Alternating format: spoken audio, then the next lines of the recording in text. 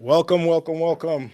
This is Hamilton Rodriguez here on the Outsiders podcast. We strongly apologize for being tardy today, but unforeseen circumstances happened, and things happen in life. But we're here with an extraordinary individual, strong-minded, strong-willed, and he has a life story to share with you guys, and some business sense, mindset sense, and life experience sense. And I invited this individual to my show because he has some powerful things to talk about life, business, and things in general. Well, let's give a round of applause for Junior. Interview with Junior today. And Junior, how do you want to be introduced here? Do you want to be called Junior or? How you guys doing? Um, I grew up in Roxbury, and a lot of the people who follow me on Facebook follow me under Julian Logan. And if you've been following me throughout the years, you know my story within the last 7 years. And some of you grew up with me. We grew up in daycares together, so I don't think there's any need for introduction. But those that don't know me, it's nice to meet you. Nice to meet you specifically here on the podcast. I've been invited by Hamilton. Time is limited, so I can't give you the whole encyclopedia version of my story, but I will share a couple of thoughts with you that are dear to me. Um, I'm going to start with a topic that I believe has global impacts, a topic that I believe can help free thousands of people across the country. It's concerning adolescent brain development, some new science that came about several years ago. And around 2016, 2017, I became hip to it. And I've been fascinated with it ever since. Um, I actually wrote a memorandum of law, an affidavit that influenced Committee of Public Counsel, CPCS, to create a whole unit of attorneys in Massachusetts to help discover if there were any things that could be done to help. And as far as I know, a recent case that was decided in the Commonwealth was based on the argument that I helped encourage and introduce to the Committee of Public Counsel as a legal beagle. Now, for those that don't know what a legal beagle is, I will tell you what it is, and I'll give you a little bit of more information about me that can help you understand where I'm coming from and how I came across the knowledge that I have today and why I'm so passionate about this. I myself was a victim, still a victim now, of wrongful conviction, it's known as in Massachusetts. And wrongful conviction is when a person is incarcerated against the Constitution of the United States or the Constitution of Massachusetts, which are protections that say that the courts must follow this, and that, and that they have a burden of proof, so on and so forth. And that's how you that's what you would expect. So when the court veers from that, then you have what is called a wrongful conviction. So back in 2004, after I would say a kidnapping. That's a word that people can understand very well. After my kidnapping and incarceration and helplessness, I turned to the law library, and I actually became a certified paralegal.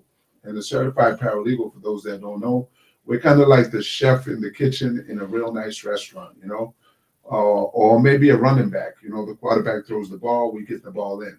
So I started researching my case. And for the record, for those of you that are not familiar with the details of my case, it's printed online. The appellate version is printed online, and it's under Commonwealth versus João Pedro Barbosa Jr., aka Julian Castle Logan. The João Pedro Barbosa Jr. spelled JOAOPEDROBARBOSA. And essentially, I was convicted with zero evidence. Zero evidence. I was convicted in a court that didn't have venue. I was arrested by officers that didn't have jurisdiction. They were outside their jurisdictional territorial.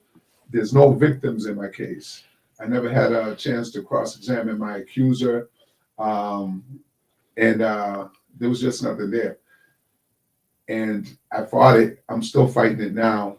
And so on my journey of becoming my own attorney, which I had to do, it wasn't a luxury. I had to do it.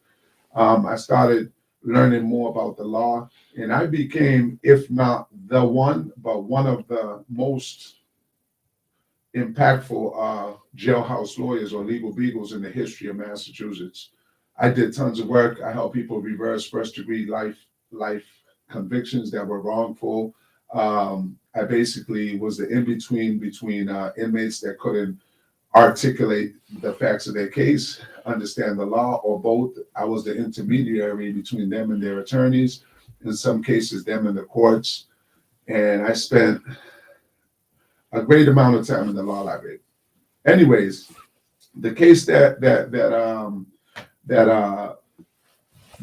opened up the doors for the issue I want to address today, that I believe will have global implications, is Roper and Miller. These are two Supreme Court cases that basically said that kids at the age of 16 and under 18 actually cannot be sentenced to a first degree life sentence, that it was cruel and unusual punishment to put a child in prison for their whole natural life.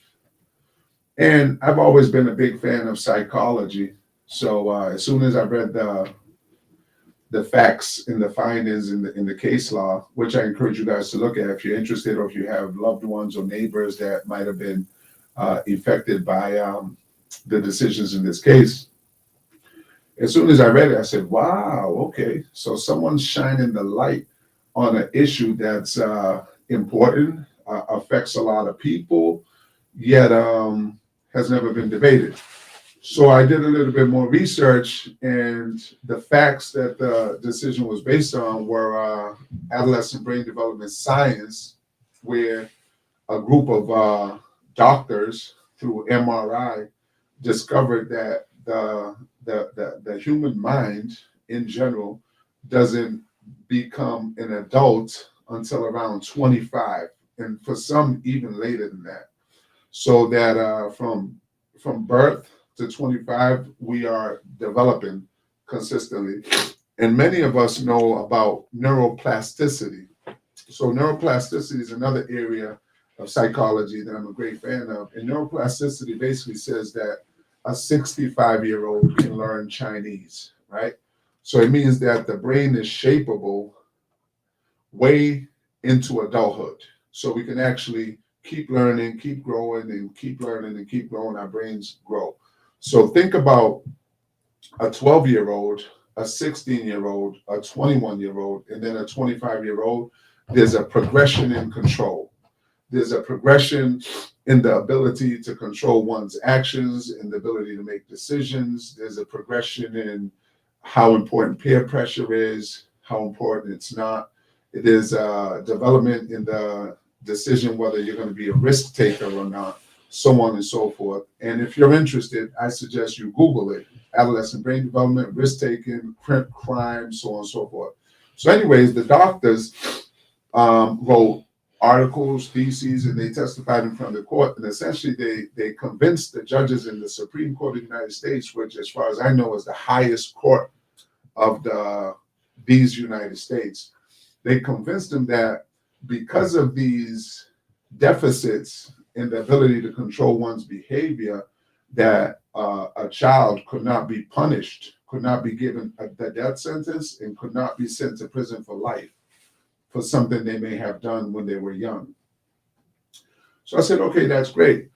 But what the courts didn't do in the Supreme Court that I picked up on immediately is the courts didn't recognize that the doctors articulated very clearly that this science not only applies to 16-year-olds, but the science also applies to groups going all the way up to 25 years old.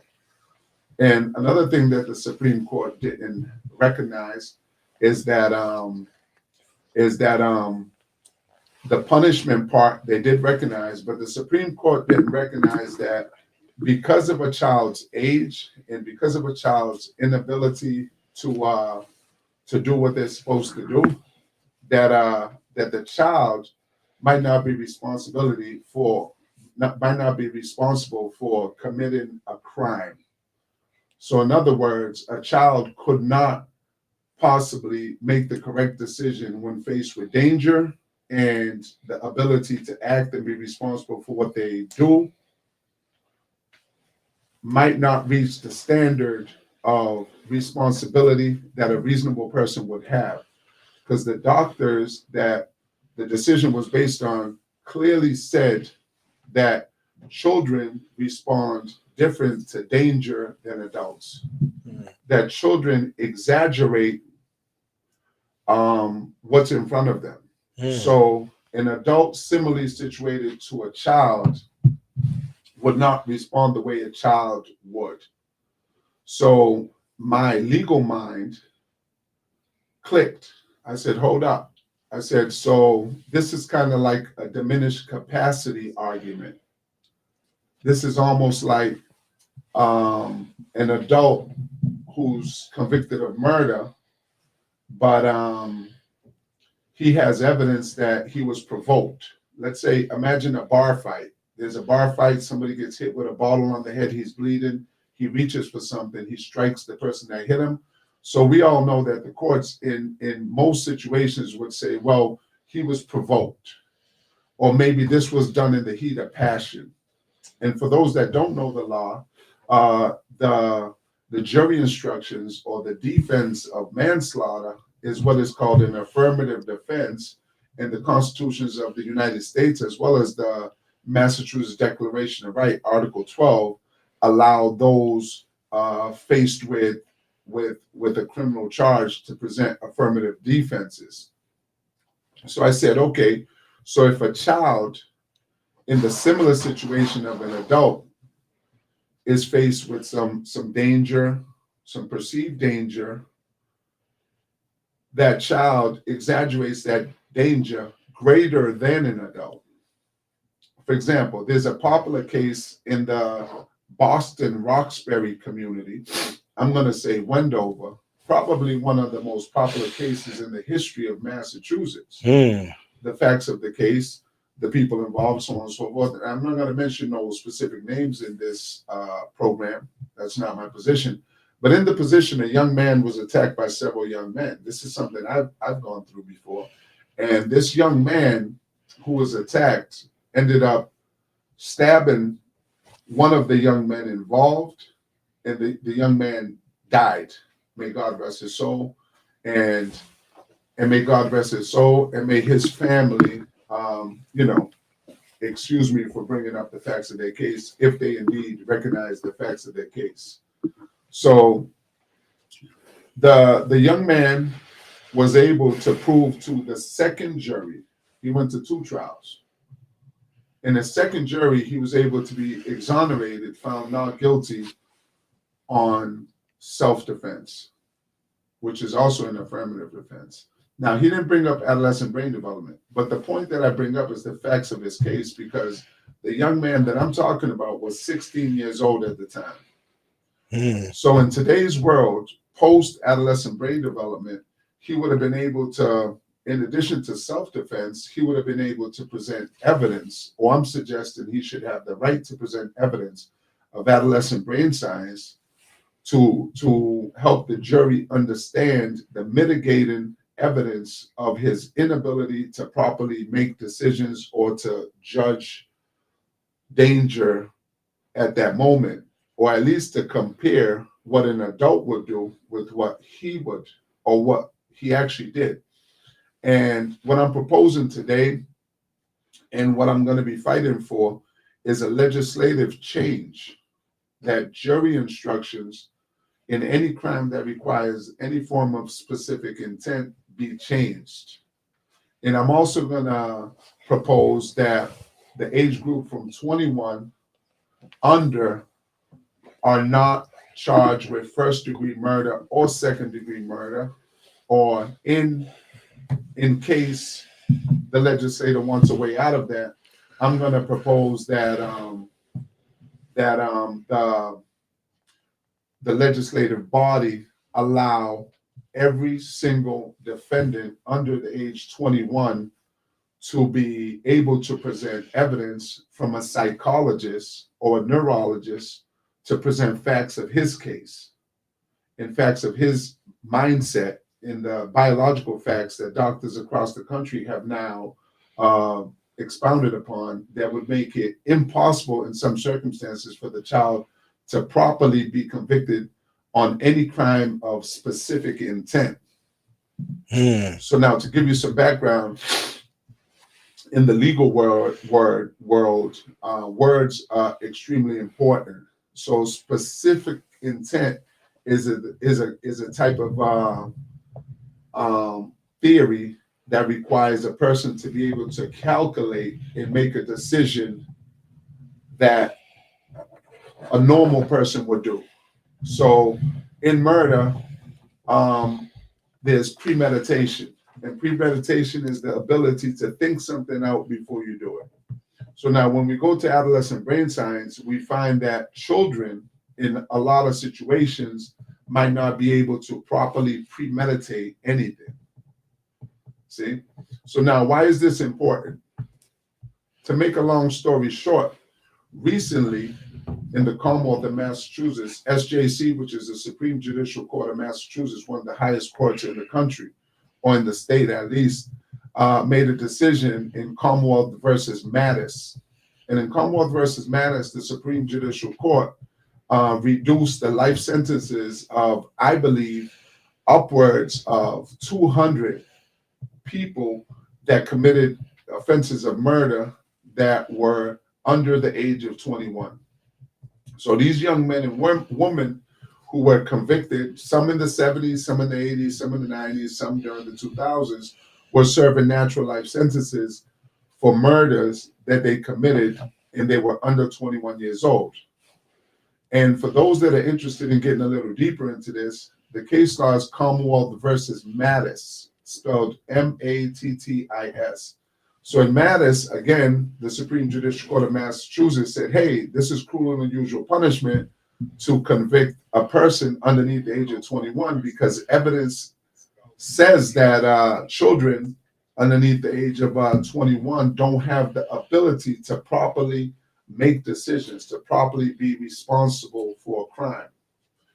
And this decision in Mattis is a continuation, I believe, of the case Commonwealth versus Diachenko, which is a case that's very hard for me to pronounce. I hope I'm pronouncing it right. But I'm pretty sure if you Google it, you'll find it. Because in Diachenko, after the Roper-Miller decision in the Supreme Court of the United States, the Commonwealth of Massachusetts also adopted the rule that those that committed a crime underneath the age of 18 could not be sentenced to life in prison. And before the Diachenko cases, there were actual people convicted in Massachusetts that committed crimes of murder or crimes of specific intent that were treated as adults. So I say all of this to say that we need the legislative body in Massachusetts to change the procedure which adolescents are treated, the procedures that are used to rehabilitate adolescents. And I'm encouraging those in power, those in positions of decision-making, those in positions of interpreting the Constitution now to take the very next step. And this is a step I encouraged in 2017 where I pushed the Committee of Public Counsel to adopt the study of how adolescent brain development affects the 18 to 21 crowd. And let's be very clear that the doctors that testified in the testimony that was received and accepted in both the United States Supreme Court and the Massachusetts Supreme Court both said that the mind doesn't fully develop until a person's 25, and some even after that. And we all know that even as adults, that we kind of, we sometimes we're not, every day we're not all there. So it's not that hard to believe. So I'm proposing that all of the men and women in Massachusetts that were allowed a lesser sentence by the decision in Mattis, that they're all allowed a new trial. And this is key to anyone who has any loved ones or anyone that they care about, even if that person is the neighbor. This is key. Why do I say this is key? This is key because the court has already made a decision that under the 8th Amendment of the United States Constitution, under Article 14, I believe it is, of the Massachusetts Declaration of Rights, or Article 12, that this group of people under 21 that were once serving natural life sentences for crimes they committed while they were under 21, it would be cruel and unusual punishment to keep them in prison for life, because they were incapable of properly making decisions that could make them full responsibility to reach the standard of specific intent and premeditation and malice aforethought, extreme atrocity, and all of these different specific elements that are in these different statutes that convict people of first, second degree murder. In addition to that, again, we don't have that much time for me to fully expound on this, but I am available. You could find me online, Julian Logan, Facebook. You can call me, 857-505-7817. I am writing documents on this. I plan on writing a book. I'm willing to do lectures. I'm willing to meet one-on-one. I'm willing to give case law, and I'm willing to debate the position. And in addition to that, as I move to a different subject, in addition to that, the doctors also expounded that the community that the child grew up in has a lot to do with how the child acts, the peer pressure. We know a lot about our children are involved with gangs. We know that poverty plays a role in this. The adolescent psychologist says poverty plays a role, lack of education plays a role, and a big thing too is what the children see in their neighborhood and the trauma that they might have experienced. This further impedes a child from properly being able to weigh in on the decision. So again, my demand to Governor Healy, my demand to Mayor Wu, my demand to the Chief of Police of Boston, and all those involved in caretaking, making sure that the community is safe, making sure that we're all upright, positive, strong community. I'm encouraging everyone to propose to the SJC, even if only in prayer and not footwork, propose to the SJC that everyone that's been awarded a second degree that was serving a first degree based on adolescent brain development science, that they need a new trial. Why do I say they need a new trial? Because under Article 12 of the Massachusetts Declaration of Rights, we have something that I was denied in my case. We have a right to present a defense. We have a right to present a full defense. That's a right. It's a legal right in the United States of America. So at the time that these people were convicted under 21, the Supreme Judicial Court of Massachusetts, and most of them were convicted before the Roper-Miller decision, had not adopted adolescent brain development science. So now we have what is called in law newly available evidence. It's not newly discovered. It's newly available evidence that could have been presented to the jury to allow the jury to make the judgment if the Commonwealth of Massachusetts has proven its case of specific intent or any form of malice and aforethought beyond a reasonable doubt. And if those that don't understand the language, again, I was denied this right, and it's an important right, and it was put there for a reason. The standard of proof beyond a reasonable doubt means that the Commonwealth has to prove that you committed the crime and that they proved all of the elements of the crime. And this newly available evidence can have an impact on how the jury understands the behavior of one of the 200 men in this group. Okay, on my second topic that I want to discuss, this is something also dear to my heart. There's a type of investigation that's very popular in the community now. It's called the RICO investigation. RICO. Rico. We know Rico. I know a real good guy in Brockton. His name is Rico too. And it was a cool name in the 80s. And in Spanish, it means rich man. That's what it means. So the RICO investigation happens in urban areas quite often now. But for those that might not be up to par on the law, RICO statute came in effect in, I believe, 1970. And it was put into effect because the Italian mafia was very popular during this time, and the Italian mafia conducted a lot of organized criminal activity, highly organized criminal activity that made it hard for city police to deal with. So the federal government created some policies, regulations, put some money aside, and gave some cops, I believe the Federal Bureau of Investigation, the power to conduct RICO investigations. And the acronym in RICO, I believe, stands for racketeering. I know the C stands for crime and the O stands for organization. I forget what the I stands for. Infiltration or something? I'm not sure, but you can find it. It's online. Yeah. But the point of the RICO and how it's being used in our community, the part that I want to deal with, that I want to make sure Mayor Wu gets this message, and the chief of police and everyone involved, and the president of these United States, Donald J. Trump, Governor Maura Healey, something that's it hurts me a lot as a member of society, member of Massachusetts, because the RICO investigations is affecting my community, it's affecting my neighbors, and it's affecting people all across the country.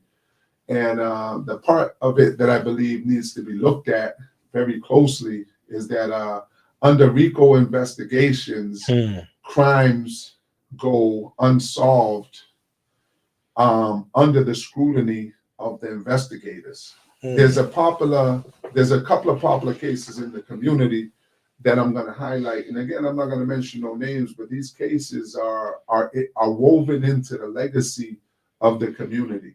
So the community will recognize the cases when I speak about them. And those that don't know can probably easily find out. But there's a case of a couple of young men. One was wearing a GPS foot monitor, and he's accused of having gone into a barbershop and committing a murder in the daytime. And from what I understand from public records, the body of authoritative people who were investigating the group he was from let it slide for a couple of years. So they knew that this guy was armed and dangerous. They knew he had committed this murder, and there was a loss of life, and that somebody's mother was weeping in the neighborhood. And that they also continued the investigation, and other murders were happening after that murder. There's recorded murders that happened after that murder that were all part of this, cat and mouse game that was allowed to happen until they was able to round up enough people. You see, so what happens there is that there's usually a 3-4 year investigation where crimes of drug sales, murder, and other crimes between neighborhood gangs continue to happen, and there's usually wiretaps involved, and there's usually video surveillance, there's usually infiltration of officers dealing with these gentlemen, and a lot of things are allowed to happen. So I find two things troublesome with that. And the number one thing is, I think we should move towards policing that's on the preventative spectrum versus the prosecution spectrum. Because a very popular thing with the RICO investigations, if you go on YouTube and you do research like I've done, you'll find that at the end of it, a very well-dressed man will usually appear surrounded by government officials, and he or she will announce that they've rounded up 20 to 30 men, sometimes 40 men, and they're usually adolescents, though. This is another thing.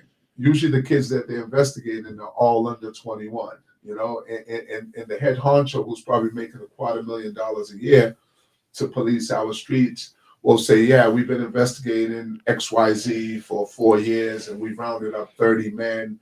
And and we have a RICO indictment. And we're proud to say that the streets will be a little safer. And there's something wrong with that reasoning, because what they're essentially saying is that, okay, we're going to take 30 men off the street, and in sort of an entrapment type of logic and reasoning, we've allowed them to do everything they've done. We didn't add on to it. Well, hopefully we would hope they didn't add on to it, right? But we've watched them and we didn't stop them, and we've allowed them to fall into the trap where inevitably we knew they were going to fall into. And now we're here to tell you we have a huge indictment of 30 to 40 men that will be going to prison for 20 years. So what I propose to Governor Healy, Mayor Wu here in Massachusetts, the chief of police, and the other people that are responsible for these type of movements is that in RICO, there's only a need for 2 crimes. In order to have a RICO indictment, all you need is 2 crimes. So most of these kids, if you look into these cases, by the time they're arrested, there's 5 murders involved. There's a lot of assault, battery, dangerous weapons. In one popular case in Massachusetts, there were up to 40 guns found. And I'm pretty sure that during the RICO investigation, with all the wiretapping and surveillance and what is called snitching going on within these groups, that they knew of the purchase of every single one of those guns. They knew where the guns were at. They knew where the guns were being used. And they have highly professional people interpreting code language, interpreting music video these kids put out, and everything else. So what I'm suggesting we start doing as a community and as a society is that we use more brotherly reasoning, and that we move towards prevention. So if we're monitoring a group of kids in the community, and the goal is to eventually put them in federal prison for 30 years or life, then that's going to cost taxpayers at least right now probably $75,000 a year. And as prices of things are going up, it's probably per inmate, yeah. $75,000 a year per 30 inmates, which they're scooping up off the street that are, committing some low-level crimes and some high-level crimes, but under their surveillance. This thing could easily be stopped, because if you know in 6 months, you know everything that's going on, you can stop it, you can prevent it.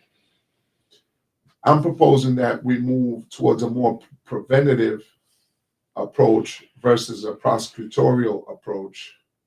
So in other words, if RICO comes in the community, as we know, those who know, have come into various parts of our community. And when I say our community, I mean the community of the people that might know me. I'm from the East Coast. I'm from the Boston area, the Brockton area. That's where I reside. And I'm proposing that when these investigations are conducted, that they're not conducted, first and foremost, that no crime that could be prevented is allowed to happen for the goal of prosecution. We have to remove the game element, because the guy with the suit that's going to talk, 3 years after the first crime gets all of the acclamations for having achieved this big RICO net grab, right? But I'm suggesting now, moving forward, that guy that's getting the accolades for arresting 30 men actually creates a program where he might get 2 men right in the beginning, because they have the power to do this, and prevent the other 28 men from going to jail and possibly being involved in other crimes, or definitely being involved in other crimes.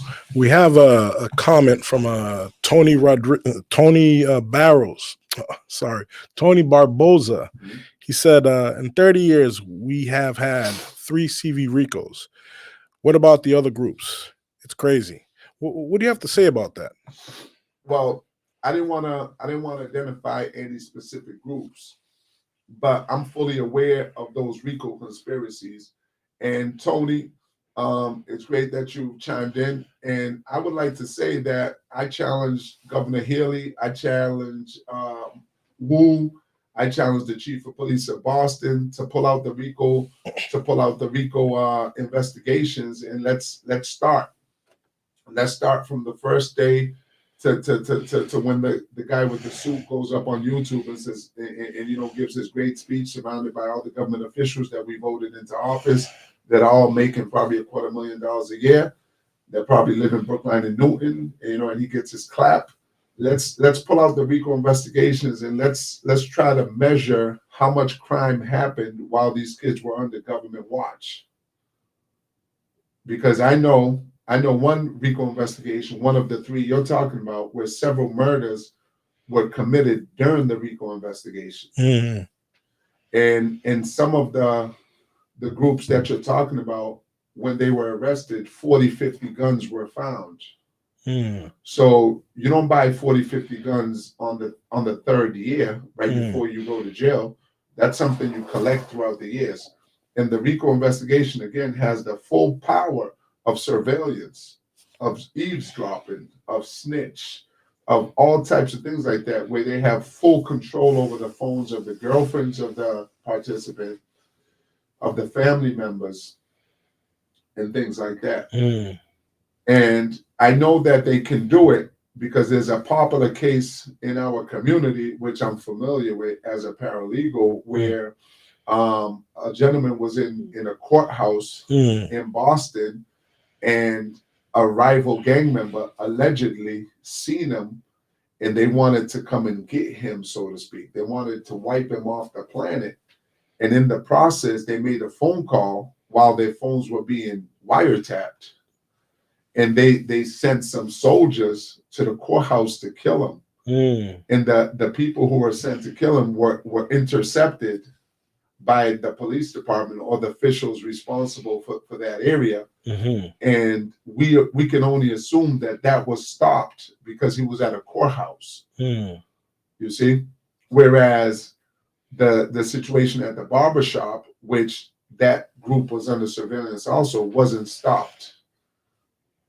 So that's what I have to say about the 30 years and three RICO investigations. We can't change the past. We can't go back and change the past, but we can definitely change the future. Mm. And this is something that can have global implications because, again, when you incarcerate 27, 30, 40 of our young men, we're destroying families like my family was destroyed. I've been home 7 years and I own my own business and I do a lot of community work. I'm a good guy now. I'm a real good guy. I almost got wings growing on my back. I don't even jaywalk. And I'll tell you what, I have zero relationship with any of my beautiful children. I have zero relationship. My parents don't live in the United States no more. They're gone. And some of my loved ones have passed away, and I have barely no relationship with any of my family members anymore. So incarceration destroys families, it destroys communities, and the RICO investigations and the way that the guy in the suit, the real handsome guy that goes on YouTube and says, "Hey, we've been watching this thing, and we've gathered 30 kids, we've made the street safer." It casts a heavy stigmatization in the community. It casts a dark cloud in the community. Okay, and that can't be the goal of our government. Interesting. The goal of the government can't be to hunt down 30 kids, to watch them commit crimes, to wait until they commit crimes. This is almost borderline entrapment. And then to arrest, to convict, and to put them in a jail cell. And do what? And feed them processed food and charge tax money so G.I. Joe type of guys can walk around with boots and count them and keep them from fighting from each other. We have to move that. We have to move away from that. Okay? So now I'm going to go to my next topic, which is why I believe people in the Cape Verdean community of Boston, Brockton, Scituate, Rhode Island, Providence, need to go back to the Bidung idea. So you say, what's the bidong idea? A lot of us forgot what the bidong is. But I'm going to tell you what the bidong is.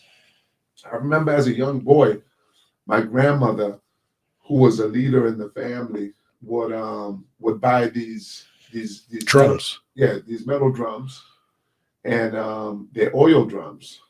She would buy them, and throughout the year, she would get a pair of my used pants and a pair of my cousin's used pants, a pair of the neighbor's used pants, and then she would buy other things she found on sale, and she would slowly fill up these drums. And when it was filled, she would put the cover on the drums. She would reclose it, put a padlock on it, and she would write a name on top of it.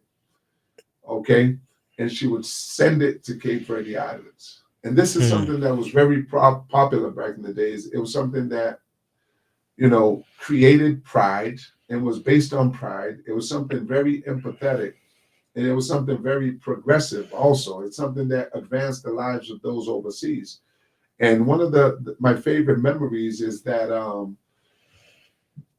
people in the community used to wear rubber bracelets, this black rubber bracelet. I remember that. Yeah. So a lot of people forgot about those bracelets. It's not that common no more. But back in the days, friends that I had in the neighborhood that weren't derived from the islands of Cape Verde on the west coast of Africa would call them Cape Verdean bracelets.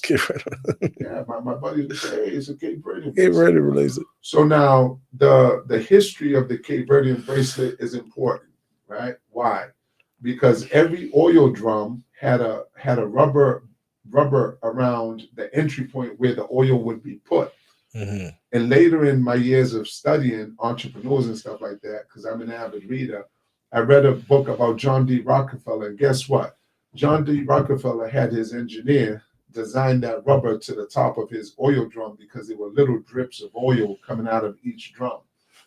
And his engineer said, oh, you don't have to worry about it. We got 7 trillion barrels of oil. What does 2 drops mean? But John D. Rockefeller had amazingly calculated how much a couple of drops of oil from each drum added up to. And he says, no, you got to fix that. So that's where that rubber bracelet came from. But the importance of the rubber bracelet is that there was a pride in assisting, helping, working with each other, and putting a little bit aside to people in the community. And I think we've moved away from that. And my buddy Hamilton Rodriguez here, he's a realtor. He's a realtor, and we talk often. And he knows everything about buying houses, selling houses, financing, refinances, mortgage rates, remortgaging, buy, sell, flip, all these other stuff. But I always point out, I say, Hamilton, our parents and our great grandparents bought more homes in Massachusetts at the time they was making $2 an hour, $3 an hour. Because no, I'm getting older, but I'm not that old. But when I was 14, no, actually I was 12 years old. My first job was at Burger King, 66 Alston Avenue in Brighton. And the minimum wage at that time was $3.45. You could buy a lot for $3 back then. Yeah. It stretched. Yes, but $3.45. I was born in a house. I was actually born in my grandmother's house that she owned. She owned a 2-family house in Clarence Street, Boston.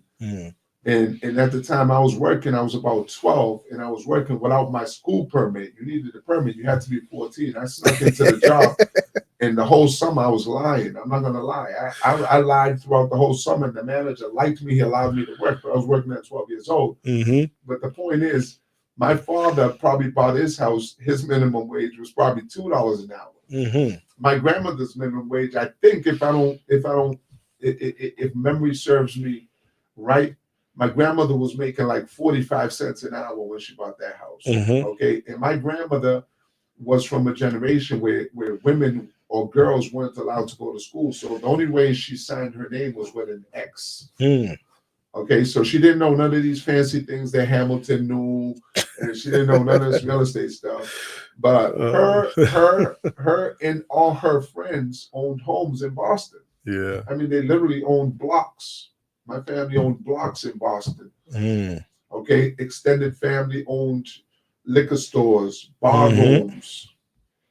Okay. We owned some of the biggest, most important properties in Massachusetts, and we preserved the city of Boston. Yes, we did. Because when my family, which was one of the first families in Boston, I'm literally one of the first boys born in Boston from family that came from the Cape Verde Islands.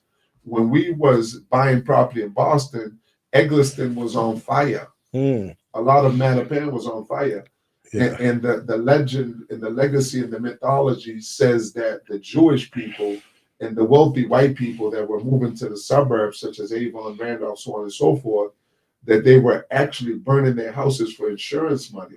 Yeah, it was a big scandal back then in Yeah. the 60s and 70s. Yeah. They weren't necessarily Jewish people, but it was just a lot of how should I say, people that were there prior to the gentrification, reverse gentrification of Roxbury, Dorchester, were putting their houses on fire and moving to the suburbs. Yeah. However, so No, you got to put that on. You got to put that on. yeah. Come on. So basically, there's a book called The Flight of a Jewish Community. So the book talks about what you just said, and basically, there were people in general putting their house on fire, collecting insurance money, especially on Blue Hill Ave, and leaving the city with the insurance money. And that's why the city, the town, the neighborhood of Roxbury, Dorchester was degraded, downgraded, and it was just destroyed properties. And when the Cape Verdeans came into that neighborhood, I believe the 60s or 70s, started populating those neighborhoods, they started getting these properties at a discount price and revitalizing the neighborhood. That's why they call that the Cape Verdean neighborhood, Cape Verdean Center, because everyone that migrated to the United States to Boston came to that area and they built up that neighborhood. Okay. So, okay, I agree with all of that. But my point, though, the point that I want to make to the audience, and this is not to exclude anyone else, is that I often tell Hamilton that those houses weren't bought with real estate meetings. They weren't bought with knowing a broker. Mm-hmm. They weren't bought after winning the lottery. They weren't bought after big business deals. Hard work, sweat and tears. The hard work wasn't the motive, because I was there and I have a great memory. And like I said, I'm literally one of the first kids to be born in that community. Mm-hmm. Mm-hmm. Literally, if I'm not, Yeah. I'm pretty sure I'm not the first. Your parents, Yeah. your grandparents, Yeah. my parents, my grandparents, Yeah. they came here with a mission, Yeah. an objective, Yeah. and that objective was to get the piece of the American pie. Yeah. So, but I'm definitely part of the first generation, and by the grace of God, I have a very good memory. So I remember the conversations. My father bought a house immediately. My father bought a house a couple of years after he was in America. And my father's mentor, which is we know John Barrows in the community. So John Barrows is actually my little cousin, and his father's my father's uncle and my father's mentor. And he had already had a house when my father bought his house. Yes. And he was my father's mentor. So he gave my father the blueprint on how to purchase a home. And my father purchased a home immediately. And my father mentored other people in the community how to purchase a home. So this mentorship program that was going on in the community, without the PhD, without the bachelor's degree, without the master's degree, without even the GED, with very minimal mastery of the English language, was happening over what I tell Hamilton, over some couscous and some coffee. You see? So I encourage the community, especially those that were born like my children's age, that are losing a lot of that or have lost a lot of that, to kind of revisit the idea of family and community in the style that we had it then.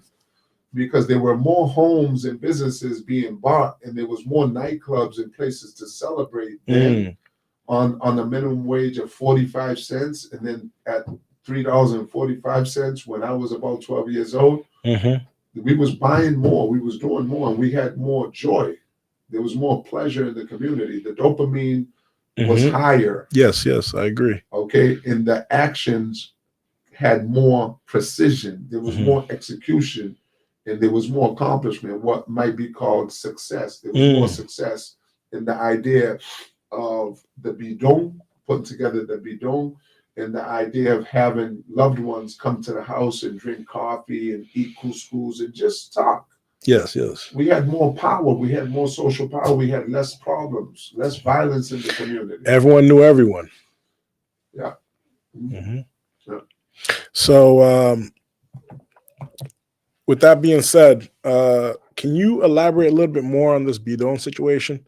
Because I think people need to have an understanding of that connection between the United States and the Cape Verdean Islands. And what did the bidon do for the Cape Verdean community over here and over there? Okay, that's a good question. I would like to touch upon that in two ways. Again, I'm going to mention my cousin John Barrows, because he was actually called the real mayor of Boston for quite some time, and he had some power and authority. I believe he was the chief economical officer of Boston for about 5 years, if I'm not mistaken, or at least 4.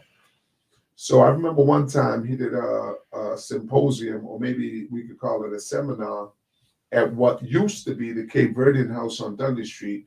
And I don't know if people remember this house, but it was a big house. It was, right now, I think it's a boys club, girls club, and it's orientated towards the African American culture. Mm-hmm. But at this point in time, when we were kids, it was the Cape Verdean House. It used to be called Community House, Cape Verdean Community House. Cape Verdean Community. We used to hang out there a lot. Yeah.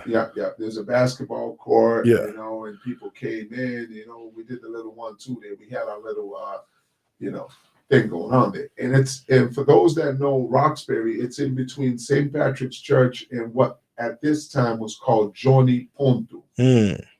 So Johnny Ponto was kind of like the bidon, because this attitude, this immigrant attitude of building wealth, helping each other, showing love, family, community, friendship, was exemplified highly at that. Highly.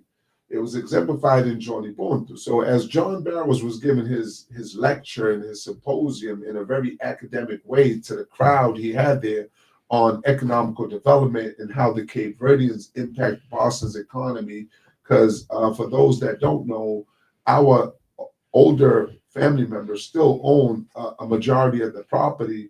Well, not the majority, but a great amount of property in Roxbury, Dorchester's residential community. So John Barrows was elucidating upon some of the economical facts in the community, so on and so forth, so on and so forth, so on and so forth.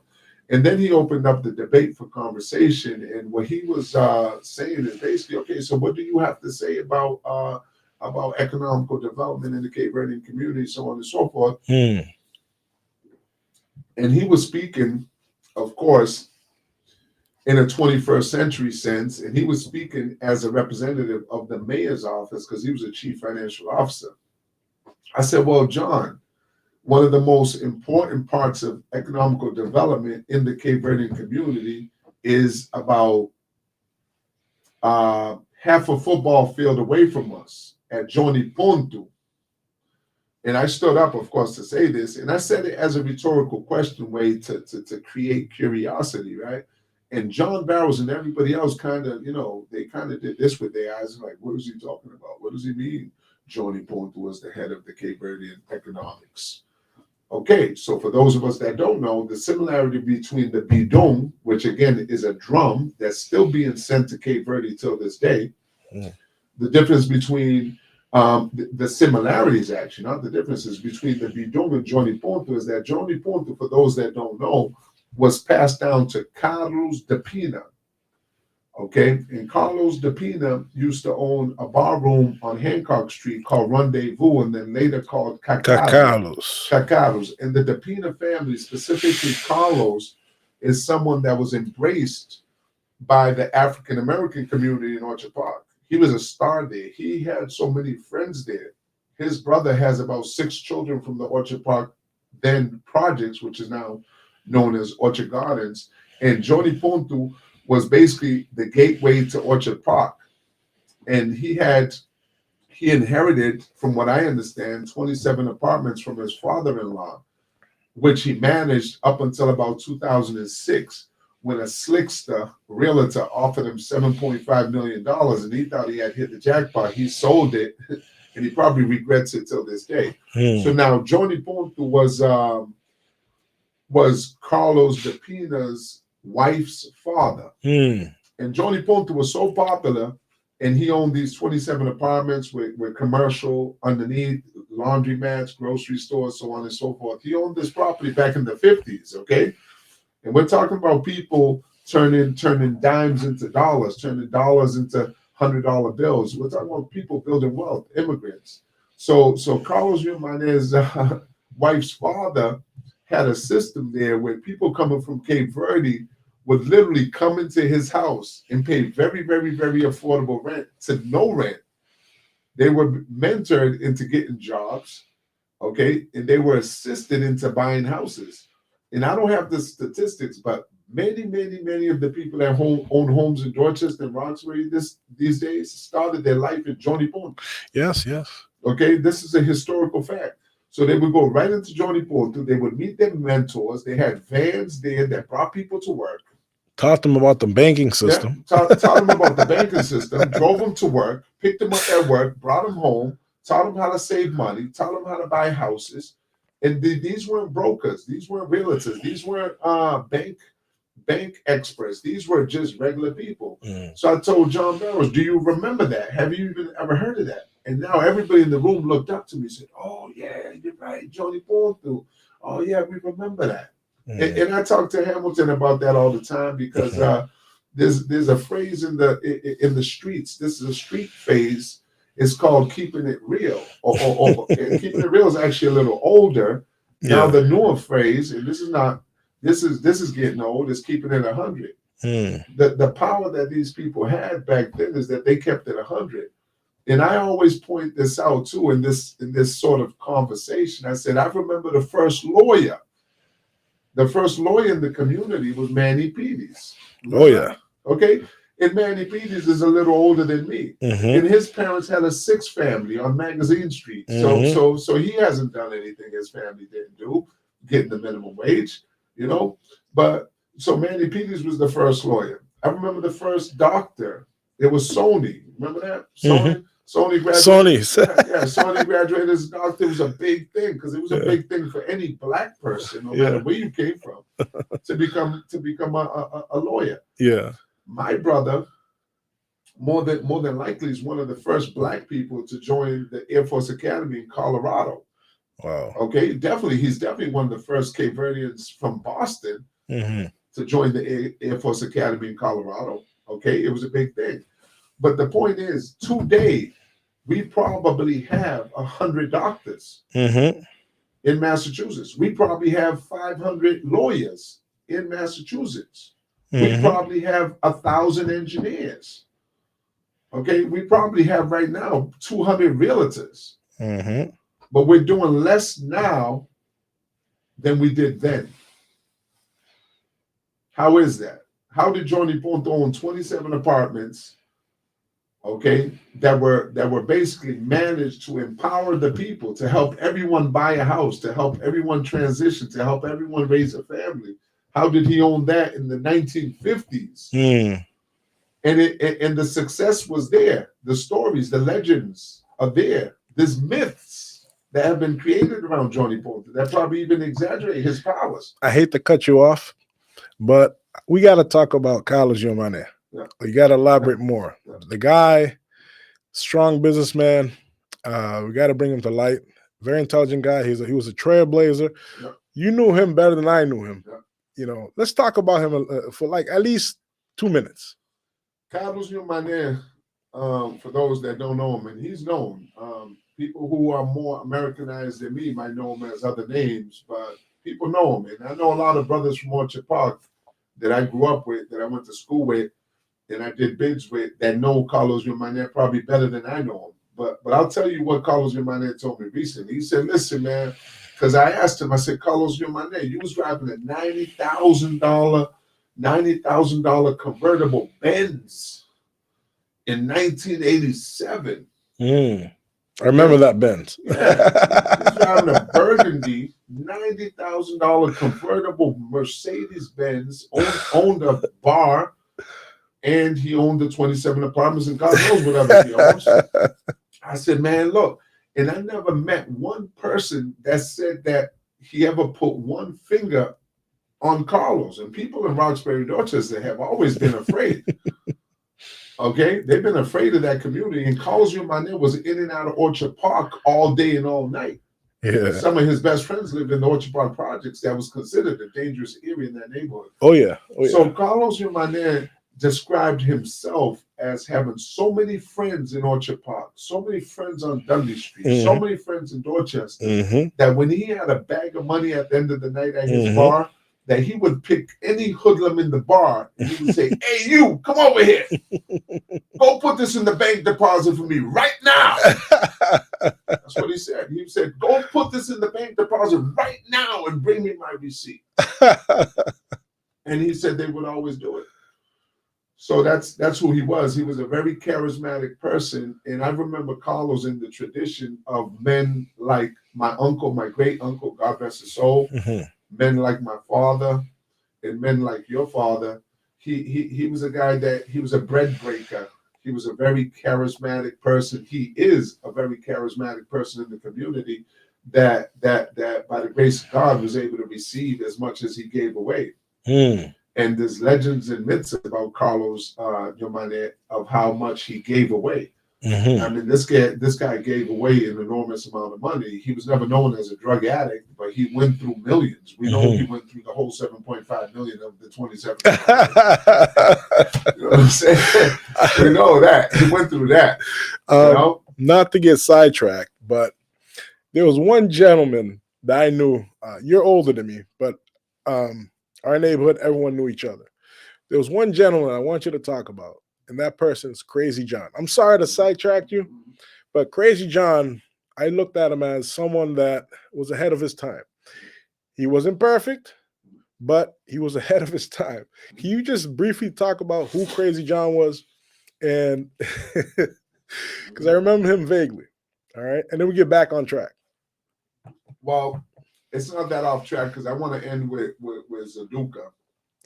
And so Crazy John is a great way to introduce Robert Zaduka House, God rest his soul. I'm gonna get into a little bit about my life and I can start right now with Crazy John because, as I've already said, I was born in Roxbury. I was raised in Roxbury, and at one point in my adolescence, Roxbury was mines.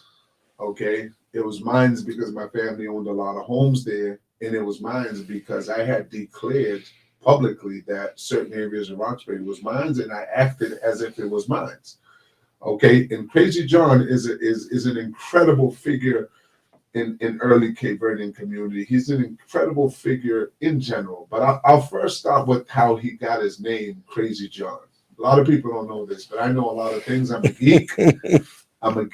I was a big connoisseur of gossip, legends, and myths in the neighborhood as a kid.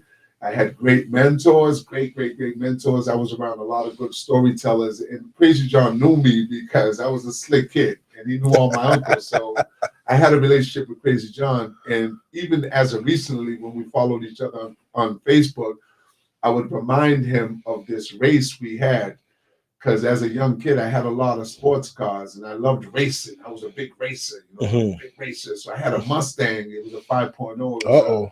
It was a 1987 Mustang, and that was one of the fastest cars on the road then. But Crazy John, what he would do, Crazy John used to build cars. And Crazy John, he's basically, you can call Crazy John. I've said this in public and I'll say it again. Crazy John was like, he started the idea of modifying small Japanese cars. He started that. Him and his generation, okay? It was very popular in the Puerto Rican community, but Crazy John was a leader of that in Boston. So he had this little Toyota Corolla, like in 1969. And the guy was making money. Crazy John made thousands and thousands of dollars a week when the minimum wage was $3. Crazy John was kicking it up.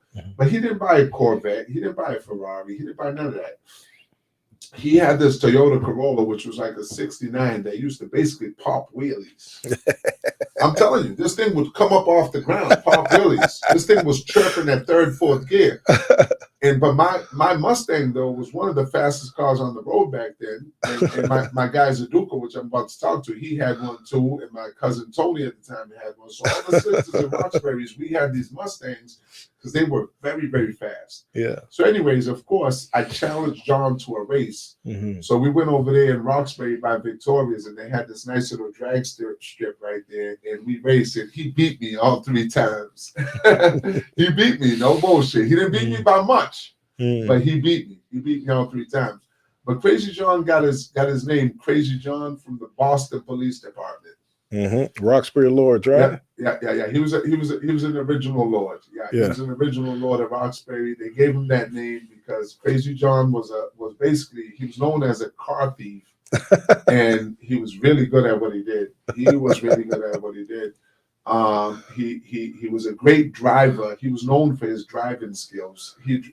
He ultimately got paralyzed because he avoided a young boy that was on the street. Mm-hmm. While he was on his motorcycle, he hit a light post, and he's a paraplegic, but he's still alive today. Yeah, and he's still a big connoisseur of those cars too. He still collects them. But he is arguably probably one of the best drivers in the history of Massachusetts. Mm-hmm. And I became a very good driver myself during my youth. Mm-hmm. And arguably, I'm going to speak for myself. Maybe some people listening can back this up. But I also became a very, very, very good driver. Mm-hmm. And I was considered a driver, period. Mm. And I remember as a child when Crazy John kind of acknowledged me one day as, hey, Junior. He gave me that conversation, which made me feel like I arrived. But with that said about Crazy John, I want to mention the great late Robert Zaduka Alves. Zaduka, because I did say here that I would mention him because I think he's a very important figure in our community, especially with what ended up happening in the community, throughout the last 30 years. And Robert Zaduka Alves, Zaduka, God rest his soul, was a buddy of Crazy John's. And he was a couple of years younger than me too. Mm-hmm. But Zaduka, God rest his soul again, he was fast. He was fast. His soul at the time of his death was probably 33. Wow. And that's not a 33 today. That's a 33 back then, where every 18-year-old was considered men. I don't know. Mm-hmm. I don't know if you caught that. I know you caught that the end of it, because your mother probably had you acting like a man at 14, right? Better have responsibility, you're a man. Go get a job, all that stuff. So Zaduka at this time, he was probably about 33, but when he passed, he was 19. Yeah. Okay, so he was in today's age, a 19-year-old is basically a kid. And here it is in the beginning of this symposium, I spoke about the inability for adolescents to think properly. And when he passed away, he was 19. And according to today's science, he was a child. He was a child then, but he was fully grown. Mm-hmm. And I want to talk about Zaduka because a lot of the people who know me across Massachusetts, brothers from, I don't care where you're from. You could be from Corbett Street. You could be from Orchard Park. You could be from Columbia Point Projects. You could be from anywhere. You know who I am. If you was a frontliner, if you was in the game, if you was at the gallery on Mass Ave, if you was getting money, if you was in Deer Island, if you was in Walpole, you knew who I am. And I am the creator of the term Cape Verdean. Because like I said, I was one of the first kids in Boston, born from parents from Cape Verde. And I was born, and no one in the community knew who a Cape Verdean was. And I agree now with what they were saying then, but we talk like right? That's how it sounds. So nobody knew. Well, what's a Cape Verdean? So me and Zaduka, I lived on Shirley Street. Zaduka lived on Monadnock Street. And Monadnock Street is across from Wendover Street. Okay. And recently I had a conversation with a kid. This kid looks like he's 70, but he's probably in his early 40s, and he's from the Wendover Street. He's from Wendover Street, and he heard of me, right? And he says he remembers me as a kid, but I don't remember him. But he was talking the very authoritative history of Wendover Street, Wendover Street, Wendover Street, Wendover Street, Wendover Street. And I looked at him. I said, "Yo," I said, "y'all crossed the street, man." He said, "What do you mean?" I said, "Y'all crossed the street." I said, "That's all you did. You crossed the street." He said, "What do you mean we crossed the street?" I said, "Because we was on Monadnock Street, right? Because Monadnock Street's in front of Wendover. And Zaduka was from Monadnock Street. So a lot of people that know the history of Boston, right? Some of the more Americanized younger kids that know the history of Boston, you know that Dudley Street probably had a drug trade in the early to late 80s of probably $100,000 a day. Wow. Okay, $100,000 a day, and I'm talking about from Dudley Park, Fundozinhos, When was in down there? to where Zaduka was at Wow. on Monadnock Street. You're talking about $100,000 bare minimum. Wow. Okay, that's probably a low ball, and this is when the minimum wage was $3 a day. Wow. Okay, so I grew up on Shirley Street. That was probably half a mile, we'll say. It's probably less than that, but a half a mile. Emerson School. Yeah. And then you got the bridge, you got Upham's Corner. Yeah. So now Zaduka was king of Upham's Corner. Wow. Interesting. If that area had a king, it was 14-year-old Robert Zaduka Alves. It was 15-year-old Robert Zaduka Alves. 16, 17, 18, 19. So at age 14, he was controlling people Yes. and things. Yes, he was. Wow. He was controlling people and things, and he was earning up to $10,000 a day. Starting at age 14. Yes, That's yes. straight up leadership skills. Yes. He was driving, or we was driving. He was driving $25,000, $30,000 cars when houses in Boston were $40,000, $50,000. Wow. Interesting. Okay.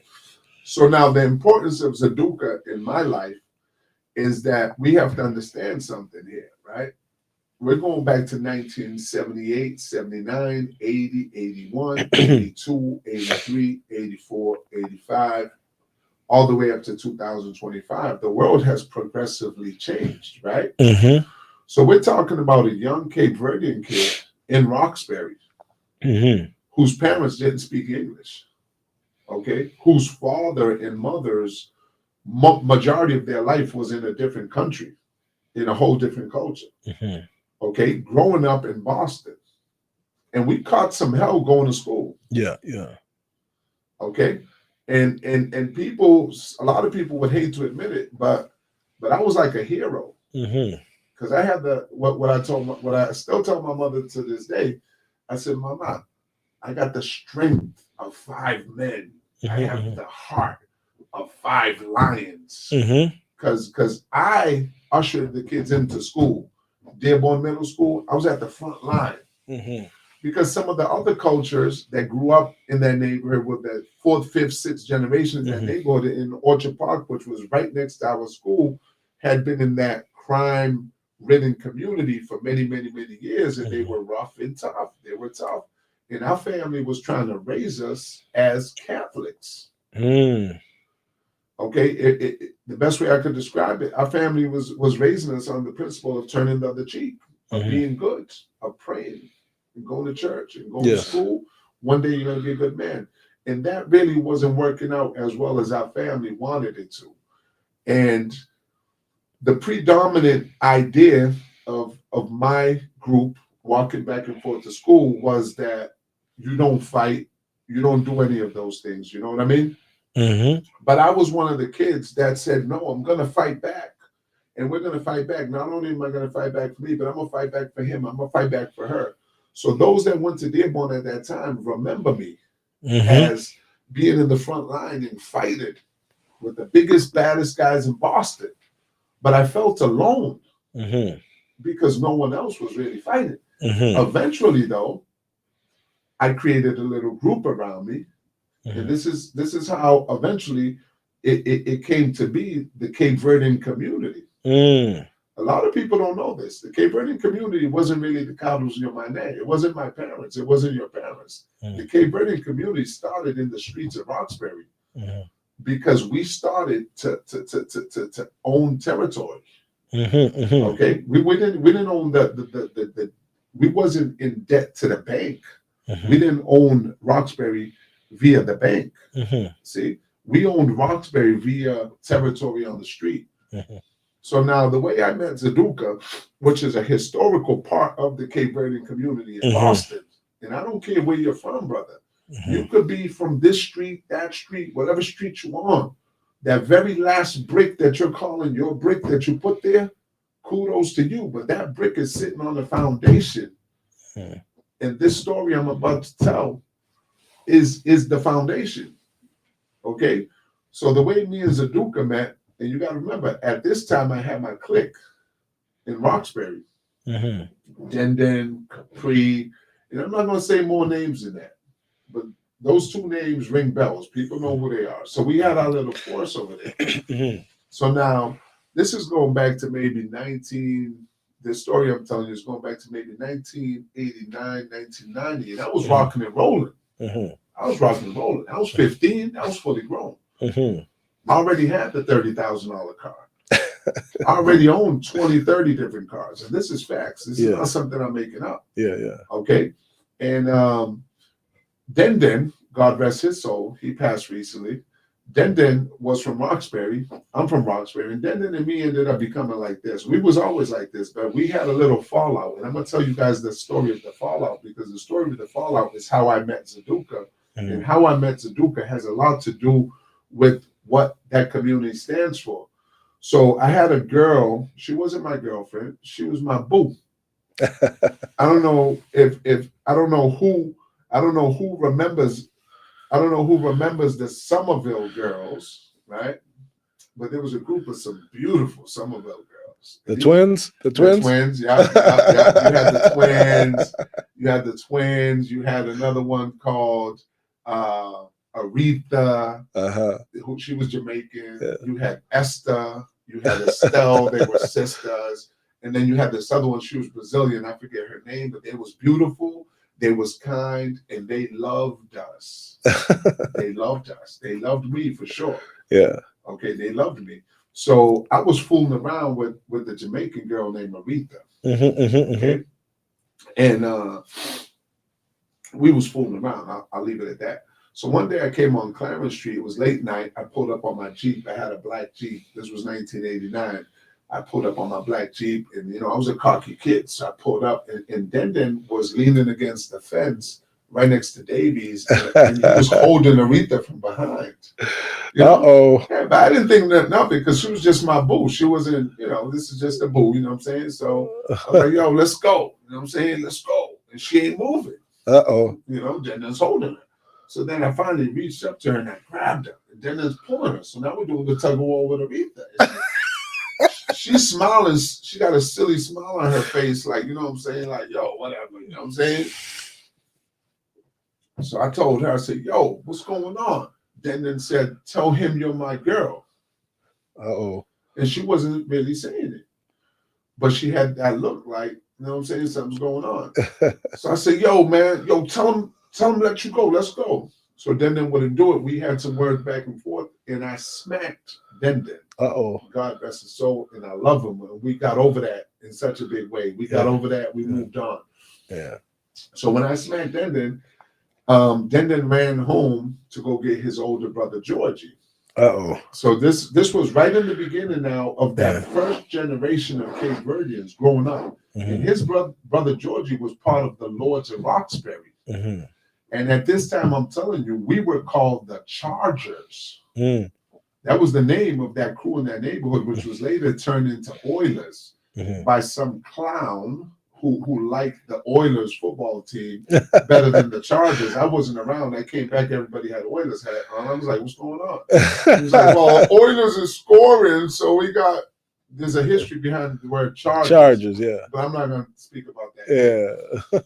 Anyways, make a long story short, after I smacked Denden, he ran home. His brother, I was a very strong kid. Yeah. Thanks to Carlos De Pina's brother, Joe Pina. Yeah. who had the karate school, Taekwondo, Boston Taekwondo, Boston Taekwondo. I was one of the first volunteers for that karate class. Yeah. And even though I didn't get the black belt, but I've always been a very good fighter, right? Yeah. So of course I was coming up, right?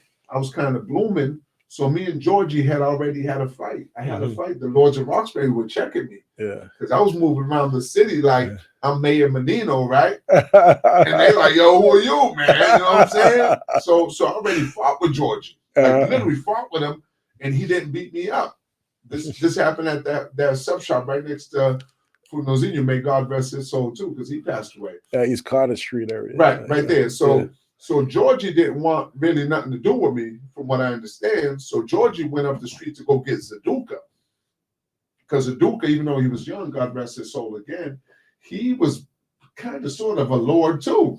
Wow. Because Crazy John and them, my cousin KC Barrows, who passed away, God rest his soul, he was a Lord of Roxbury. So this was the generation right before me. And no, they were born in CV. You see? So I'm running around like I'm Mayor Menino, and the Lords of Roxbury already got their own thing going. So now Georgie ran up the street to go get Zaduka. I'll never forget this day. I had a Mazda RX-7 that I owned in my mother's yard. So, I was spinning the block, hanging out, chilling. Came home later, my Mazda was vandalized. And the kids in the community came up to me and said, yo, man, Zaduka, Den, Georgie. And they named several people in the neighborhood that came down looking for me for smacking Den, right? Looking for me. So vandalized my car. So basically, I said, okay. I said, that's what they did? All right, cool. So I'm not going to get too deep into this, but I filled up my Jeep with some of my right-hand men. And I started going around Monadnock Street, Dudley Street, looking for Zaduka. And when I tell you, Zaduka is the only me I ever really met in that community. Wow. Interesting. Yeah. Interesting. That spoke the language, that shared the background, that had the common ground, that was about getting that money, that was assertive, that was, we basically at that age, I was commanding the George Street area, which later became Purple City. Okay. That was my home. That was my neighborhood. And by 1990, what we called Abuzu, people coming in from the outside doing whatever they wanted to do, wasn't happening.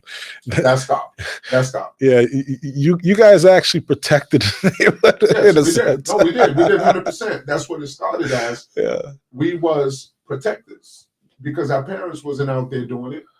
Okay, and we started buying. Family started buying property there, so we kids like to play football on the street, kickball, soccer, all of that, basketball with crates, all that. So rightfully so, we commanded that several blocks in that neighborhood, right? Yeah, respect. So now what happened is I pulled up on Zaduka's block one day and seen him, and I was in my Jeep, and I'm pretty sure he heard of me because when we later on met. I know he knew exactly where I was because he was affiliated with the Lords of Roxbury and he knew we had a movement. Yeah. So a lot of people don't know this, but that Monadnock Street, which later became Wendover Street, where everybody went, there was only Bobby and Larry, God rest their souls. They passed too. So it was Bobby, Larry, Zaduka, okay, that shared the common ground, okay, that later became the Cape Verdean community. Yes. Okay, but Zaduka was the lion. He was the alpha male on the block. Yeah. So I pulled up on him with a couple of my hitters. Yeah. And I guess he wasn't prepared, so he ran into a restaurant. May God rest his soul, and I took that strategically, and it ended up becoming strategic too. I took it as a win and didn't pursue him. I didn't pursue it. I left it alone. I got into my car and left, and it was a diplomatic move that turned out to be so. So again, as good as my memory is, I forget how we put that aside. Me, Denden, Zaduka, we ended up putting it aside, the brother Georgie. And that moment in time there was the union between the Lords of Roxbury, whichever of them was left, because they were getting old at that time, and the union between Clifton Street, Oilers, and Monadnock Street, because Zuka told us to come on down. Come on down. And there was only 3 deep there. A lot of the brothers that was there was the Duca. They were from Africa. Okay, you had a couple of brothers there who were actually from the continent of Africa, a little further in from where we was at. I believe Nigeria.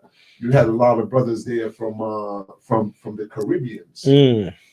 Bahamas, I think. Yeah. No, Barbados. Barbados. Yep. And Jamaicans. Yeah. Yes. Yeah. Jamaicans and Barbados was on Monadnock. Yeah. And they fucked with Zaduka. They respected him deeply. Yeah. But we had more of that. You know, my mother knows your mother. We're speaking this language and the Cape Verdean thing. Yeah. We had that. And once Zaduka invited us over and we came over, that's later on what became Wendover Street. You see, because I'll throw some names out there for those that might be in doubt. You have Antedo, you have Zifa, you have Little Rocky, you have Miguel Lopes, okay? And a lot of us were family too, you know? And I'll end that story there. But to sum up the conversation I've had with you guys, the RICO situation is very serious. Because it's probably going on right now. There's probably another one going on, and there's no sign that it's going to stop. Okay, the adolescent brain development science is a new science that's been accepted by the highest court in the country.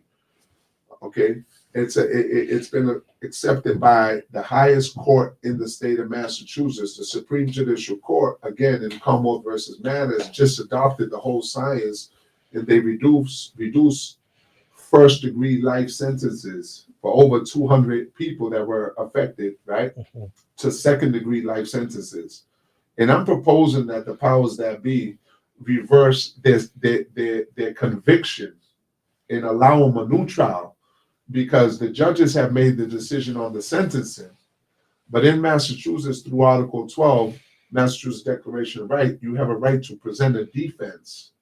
They need to be presented with a second jury where they can present the facts of their case, because Lord knows a lot of us that got involved in that lifestyle, we had a lot of trauma. Okay, we were forced to be trailblazers. We were forced to live in a tough community. Many people talk about Melina Cass, but I grew up on crack blocks. Okay, a lot of people forgot about the crack epidemic in Boston. That affected Roxbury. They were locking people up for that. Big time. Now they're giving you treatment. Big time. Right now, people with needles and drugs right in school zones. Domingo DeRosa just ran the whole mayor campaign about cleaning up parks near the school, cleaning up school zones, school parks, because there's needles in front of the school. No one's cleaning it up. When I was a kid, people were getting 5 years mandatory prison sentences for having just a little tiny bit of drugs in their school zones. That's when there was a war on drugs. So a lot of these men and women that were affected in the 80s and 90s who are incarcerated today, man, their incarceration happened, man, at 15, 16, 17, 18, 19, 20. And the science today says that people of that age, specifically people who suffer from trauma, poverty, lack of education, lack of guidance, gangs, fear, exasperates the deficits of adolescence. So I'm going to continue the work, but if anyone listening needs to collaborate with me, needs me to talk to their lawyer, needs me to do any of those things, like I said, I'm a certified paralegal. I can read, write law very well. I know the intricacies of this situation very well. I was behind the forming of the original crew, we'll call them, of lawyers in the Committee of Public Counsel, CPCS, through Donald Bronstein, who was a good friend of mine. I stayed on the phone with him the whole time I was up top fighting my case.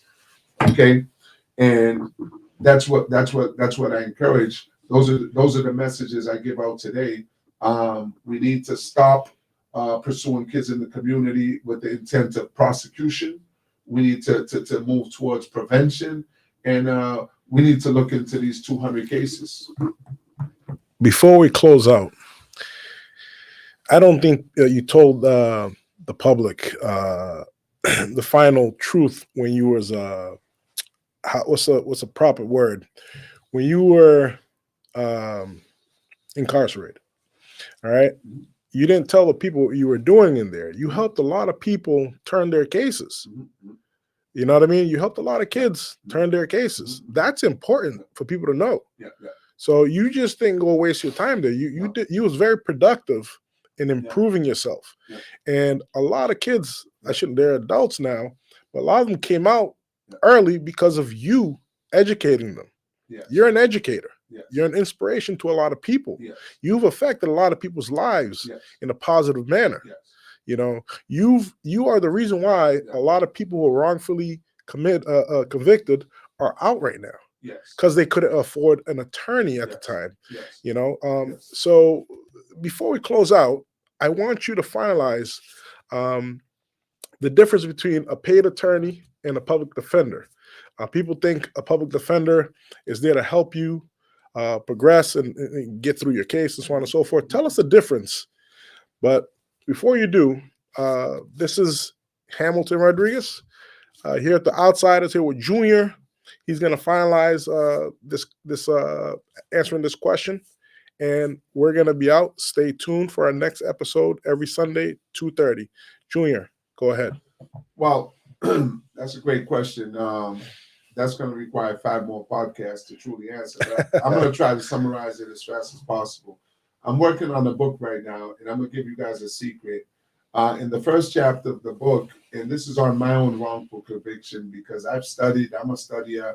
I spent thousands and thousands of dollars on my legal education. And Hamilton's correct. I helped hundreds and hundreds of people. And I'm going to be honest with you guys.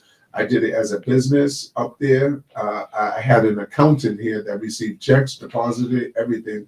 That's what I did. I was passionate about it. And yes, I did help reverse convictions. But the first chapter of my book is gonna elucidate some facts about the Salem witch trials, because in the history of cases in Massachusetts, and when I tell you I know history of the case in Massachusetts, I know the history. So before the independence of the United States of America, there was really no justice in the courts. And so the only other case I found where a person was arrested, charged, and there was no victims, no evidence, no nothing, okay, and they were convicted was the Salem witch trials, which I think up to 19 women were arrested, charged, and executed with no evidence. They was accused of being a witch. So with that said, the founding fathers of the United States Constitution actually wrote the first constitution here in America, in Massachusetts, called the Declaration of Rights. And they wrote it to protect the citizens of the colonies. Because a lot of people don't know it, right? As Black people, as people of African descent, as former slaves, we tell our stories. Our ancestors, our neighbors tell stories of slavery, right? We're still telling stories of wrongful conviction. We're still telling stories of RICO machines rolling over our kids. We're still telling these stories of poverty, right? But the truth is that George Washington and all of those guys that put together the army called the Patriots, I believe, who overthrew the crown, right? Those people were being oppressed too. So the Constitution of the United States were written to protect the people from any government overpowering. And here in Massachusetts, where the first Constitution was written, the first Black man argued before the Civil Rights Movement or anything for his freedom. He argued successfully. This is going to be in my book. It's a little fact in history no one knows. He argued successfully for his freedom based on that Constitution. So to tie that up with the paid lawyer and the real lawyer, all people in Massachusetts or in the country at large, you should know your constitutional rights. But I'm going to tell you a sad truth that one of my mentors taught me about the law, because a majority of the people who overturn their conviction across the country, and this is a big phenomenon, Massachusetts led the courts in the country with the overturning the wrongful convictions. Mm-hmm. I believe last month I was at the hearing of a brother I know from up top who took 28 years to prove his innocence. I was at the Suffolk County Court. Okay. One of the things that my mentor taught me that stuck with me, he says, look, the Constitution doesn't give you a right to counsel, and it doesn't. It gives you the right to assistance. Big difference. So if you read the Sixth Amendment, you're guaranteed the right to assistance of counsel. In order to have the assistance, you have to be able to sort of support the counsel. You have to have the ability to understand the law and to apply it. So that goes back to the poverty thing. So if you're Yes, poor, yes. you get assistance, but no legal representation. Well, see, there's two types of poverty, and the poverty that affects the average person convicted of a crime is the biggest poverty of all. There's the poverty of not having money in the bank and not having a loan with the bank, outstanding loans, not having the fancy cars with the designer stuff, right? But that's one type of poverty. But the poverty that affects the average people who are afflicted by the law is a poverty in knowledge. You see that? I got you. You see? So the poverty in knowledge is what leads to it's one of the greatest, most beaten paths to the wrongful conviction. All right. So what's your final words? My final word is that Martin Luther King Jr. Articulated. It was the premise of his speech, and Martin Luther King Jr. was a Christian, and he always said, or he said a lot of times in his speeches, man, that to be a bystander and not do nothing is to be complicit in that what you see. So my last word is that each and every one of us, man, start playing the role. Put something in that bidon. If there is no more bidon, you don't even know what a bidon is. You need to discover what the bidon is. You need to go find something to put in it and send it to someone. Not just literally, but figuratively. We have to take steps. We have to be more proactive in fixing things, in creating things. And this is how I live my life. This is how I live my life. And I'm encouraging you guys to do that too. And thank you for listening.